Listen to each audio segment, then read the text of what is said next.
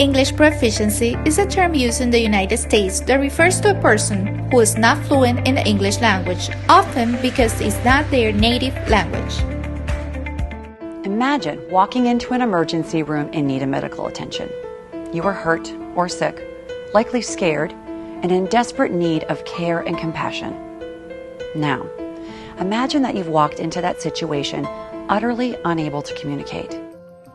Why these individuals are considered underserved and why these limitations impact their occupational performance. In this time, we have people of all backgrounds and countries immigrating to the United States for several reasons. Many find themselves in need of medical attention, whether with serious health disparities or injuries sustained from various causes. There are some who will try to seek the expertise of a physician, and that there are others who choose not to, for fear of inadequacy due to not have mastered the language in the countries in which they live, or the fear of not being properly received or judged by a healthcare worker. As parents, this individual also encounters several barriers due to the fact that their kids receive education in a completely different language, and they are unable to help them with assignments, and also they struggle communicating with professors. As an employee, it is hard to find a job, and many times their compensation is very low due to their language barrier. As occupational therapy practitioner, we can advocate for this group of individuals. Language barriers interfere with the patient understanding the role of occupational therapy. Improving language access within occupational therapy services is critical for promoting client-centered approach. Using an interpreter can help patients understand their goals and also the role of the therapist. Trained interpreters can also help reduce errors and misinformation.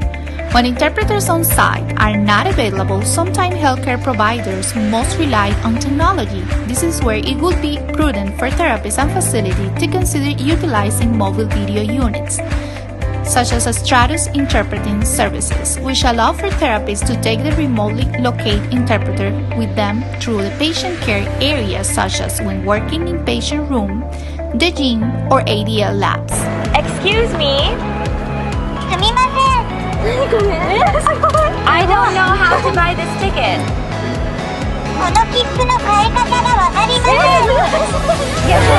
Almost every adult today owns a smartphone. Google created a translation tool accessible to everyone on their smartphones with more than 90 languages, which instantly translate almost anything.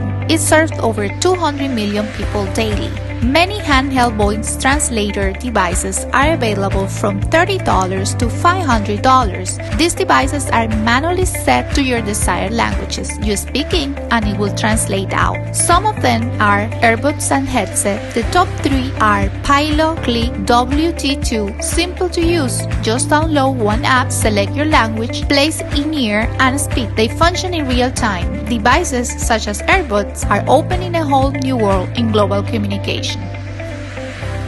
Also, laws and policies were created to protect this group of people. We can educate them in all their rights. Title VI of the 1964 Civil Rights Act requires that programs receiving federal financial assistance may not discriminate based on LEP. President Obama renewed Executive Order 13166 that provides equal language access to all patients. This includes translation of all medical documentation. Additionally, Children's Health Insurance Program Reauthorization Act of 2009 provide more funds for translation services. Also, courts in the United States have implemented limited English proficiency policies and programs. Language access services are found in the 5th, 6th, and 14th Amendment. Courts provide competent and effective court interpreters. It is essential to understand rights, rules, and responsibilities. Courts provide two main ways on language services: oral interpretation and written translation. As healthcare professionals, we have to advocate and educate this group of people. Although we have laws to protect them, the lack of implementation leaves millions of patients with limited English proficiency forced to accept poor quality of care.